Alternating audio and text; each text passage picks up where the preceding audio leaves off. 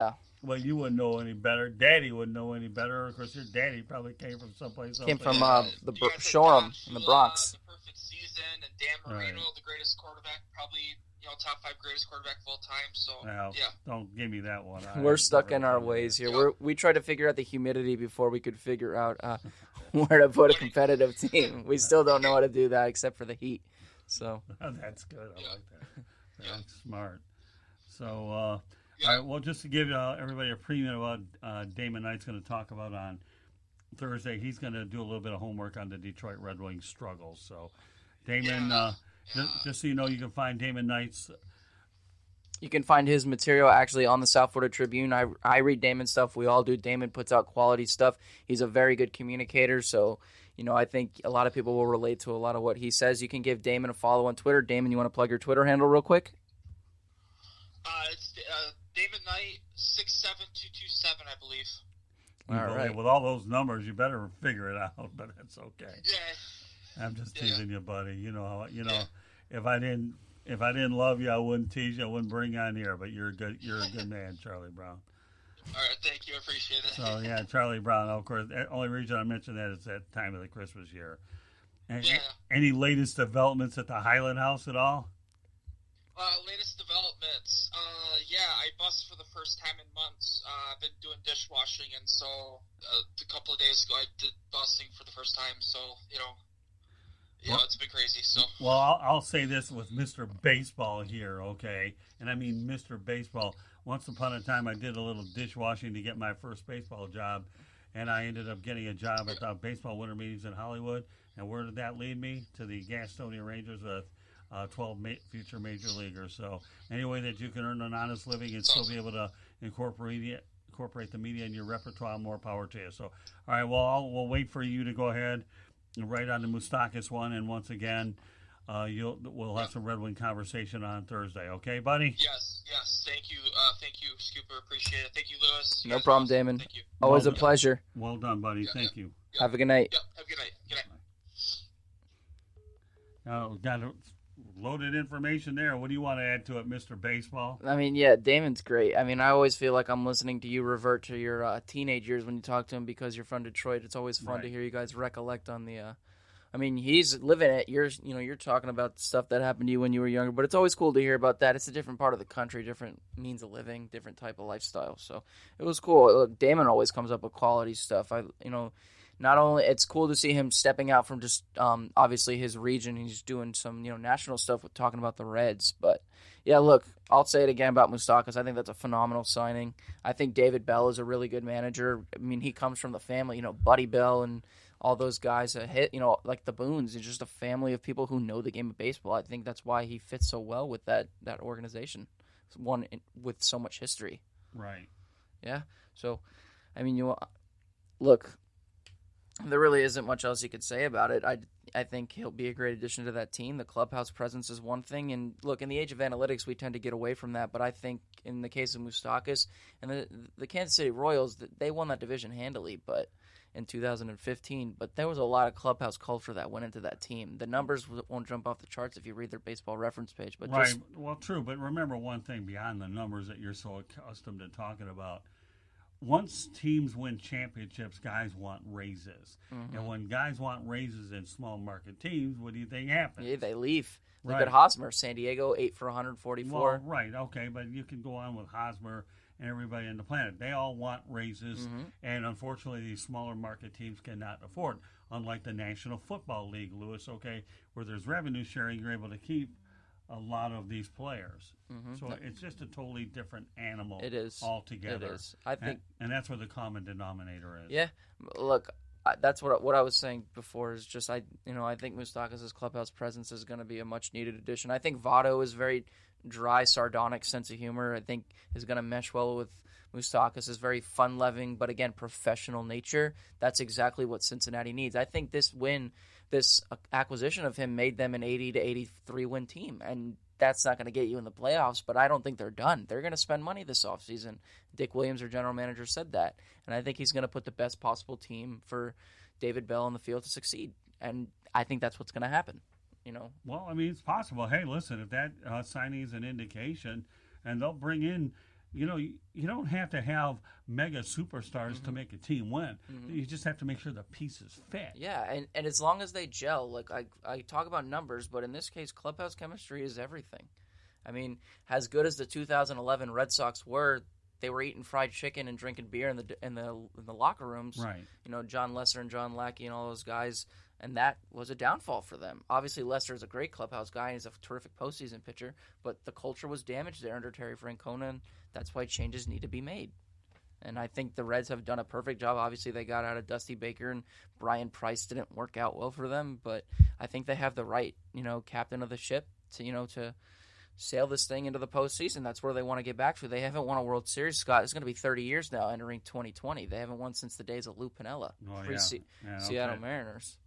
Yeah, no doubt about that. Well, I mean, everybody knows that Lou Piniella, to me, I think he's a guy before our next guest comes in. And meanwhile, with that said, okay, we welcome Tom Shanahan to the program. Tommy, glad to have you on, buddy. Thank you very much.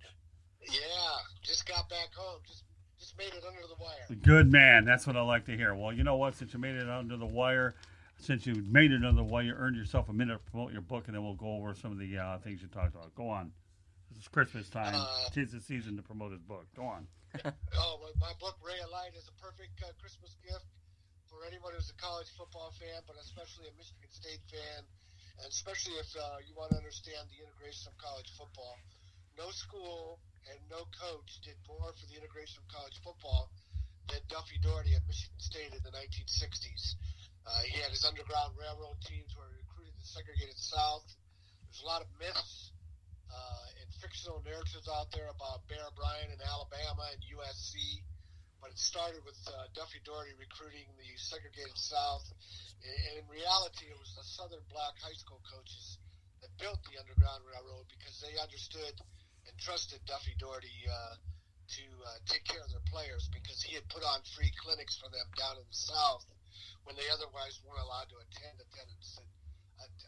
clinics that Duffy had been invited to for high school coaches. So how are they going to get the book? Just go to my website, ShanahanReport.com, and that's Shanahan just like the 49ers coach. I almost said Mike Shanahan, just like the 49ers coach, Kyle Shanahan. And there's a link to order it. You can go to augustpublications.com too. All right, well, let's get to the business at hand. Okay, we have a few things we'll get to in the time frame that we have allotted. And I'm not feeling sorry for Nick Saban, and neither are you. Yeah, real happy to see them lose. Hopefully, that is the end of them being in the college football playoff conversation. As I've mentioned in the past, they've got too many second chances. 2012, they did not win their division. I'm not talking conference, division. Right. They were picked as the second team in the BCS against LSU, the conference and division champion. And then 2017, same thing. They did not win their division. They lost to Auburn. Then Auburn loses to Georgia, and they decide Alabama belongs in the college football playoff, and they capitalize both times for the national title. How many chances do they get? Well, so there's an obvious bias in towards the SEC and Alabama in particular, but maybe that kind of caught up with Alabama this year because they were sitting there at number 5, so perfectly primed to sneak back into the college football playoff as one of 2 SEC teams until Auburn knocked them off.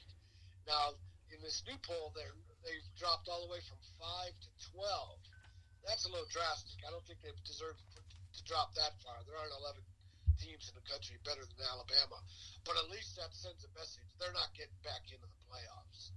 So Thank I'm God. glad to see that whatever 4 teams get in there, they had to earn it by winning on the field and not getting second chances like Alabama. So you're trying to tell me that Alabama's had more lives than Morris at 9?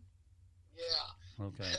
and another way the SEC bias manifests itself is at the top 4 teams here. Clemson started out the year as the defending national champion, unbeaten, ranked number 1. They're now sitting at number 3. Well, let's go over the top 4 first of all. Ohio State is number 1. LSU is number 2. Clemson is number 3. Georgia is number 4.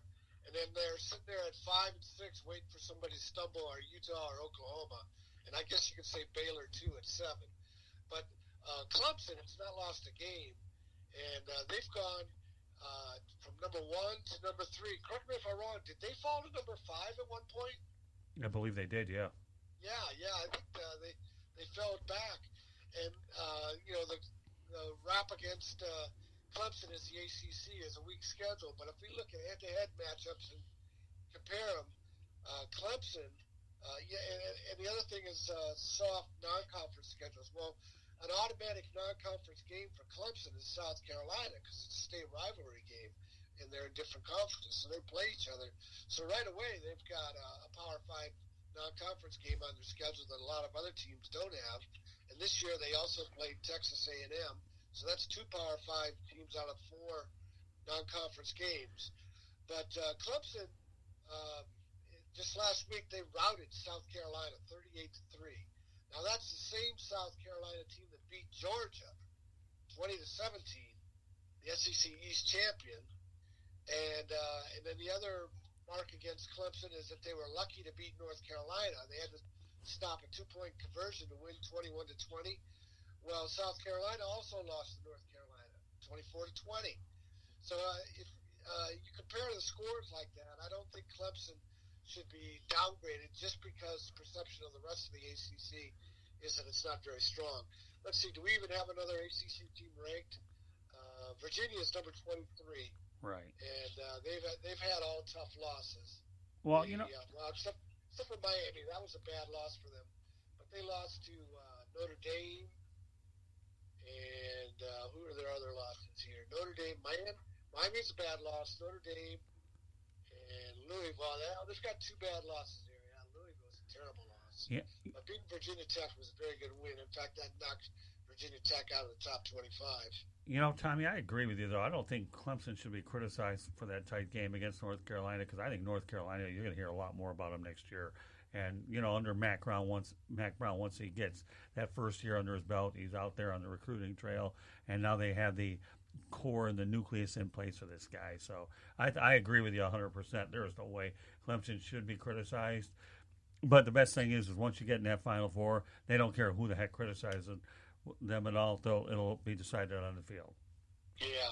And the ACC gets criticism for the teams after Clemson. Right. And but, let's look at the SEC. Okay, they got Georgia. They got LSU, Alabama. All the kids are going to the same schools. Auburn's good. Florida's good. Then after that, you got Tennessee, 7-5, Kentucky, 7-5, Missouri, 6-6, South Carolina, 4-8, Vanderbilt, 3-9, Texas A&M, 7-5, Mississippi State, 6-6, Ole Miss, 4-8, Arkansas, 2-10. I mean, there's really not that much difference between the bulk of the conferences. It's just that the SEC has more top 10 or even top 5, top 8 teams. True. All right, let's talk a little bit of college basketball. The game in progress right now. Michigan's taking on new number 1, and that's Louisville. Michigan came into the game unranked, and then they jumped to number 4. And they did that by winning impressive contests against Gonzaga and North Carolina and the Bahamas. What are your thoughts about the University of Michigan under Juwan Howard? Well, I think Juwan Howard is doing a great job of coaching the team. I think he's bringing a blue-collar work ethic to the team that maybe we didn't expect from him coming from the NBA, right, and maybe relating to college kids better than we expected. And then also he was smart enough to hire Phil Martelli as a bench coach to help him to adapt to the college game. But, Juwan Howard deserves a lot of credit for the way this team is playing. Some thoughts about Duke, Michigan State while we have a few more minutes to go. Well, like I had said earlier in the year, we're going to see a revolving door at number 1. Louisville, we've had started the year with Michigan State. They lost to Kentucky. Kentucky was number 1. They lost to Evansville. Duke was number 1. They lost to Stephen F. Austin. Now we've got Louisville number 1, and they're putting out a pretty impressive performance here against Michigan. They're up by 10. 47-37 with 4:55 to play. And the thing about Louisville that I think just about everybody underestimated is they have a pretty veteran roster. And then they have a very talented player, Jordan Nawara,